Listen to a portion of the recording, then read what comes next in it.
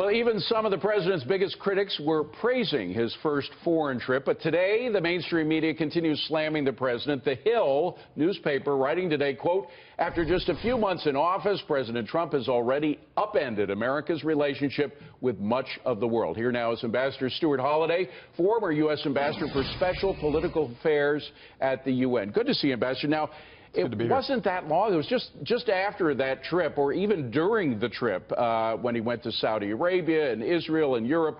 A lot of people, even some of his critics, were saying what a great job he was doing. He was putting together this Arab coalition against Iran. He was forcing the Europeans to focus more on terrorism than old Cold War policy.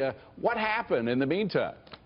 Well, first of all, I think it was a very good trip, with the exception of the Article 5 issue at the end at the NATO meeting. But what I think is happening is, you know, the president is looking at these multilateral associations and alliances sort of like a boardroom, and he's an activist investor, and he's trying to go in and effectively focus on two priorities. One is countering Islamic extremism, and the second is bringing jobs back to the United States. So he's looking at all these relationships that are sort of sacred, that are viewed as very much traditional frameworks, and so we're saying, what have you done for me lately? What can we get out of this for the American people?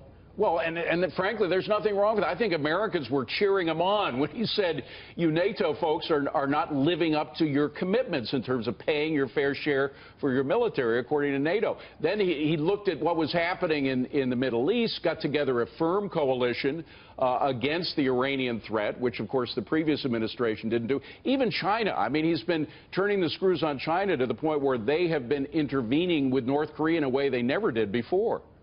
I think you can see the world sort of adapting to his style and to understand exactly that, you know, he's going to be approaching this from a national interest standpoint.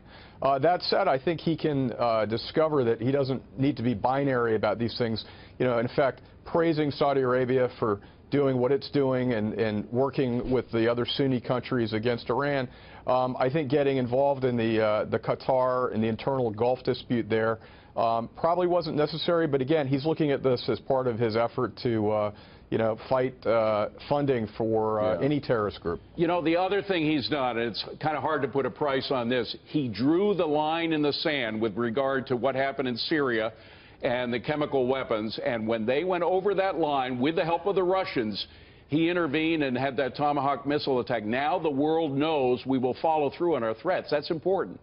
Very important, and I think the world would rather have somebody they may not agree with all the time, and again, whether in style or substance, but they want predictability, they want to understand what the president stands for, and I think this pattern of him doing what he says he will do will carry forward and be well regarded. No matter what the media says. Ambassador Holliday, thank you very much. Good to see you.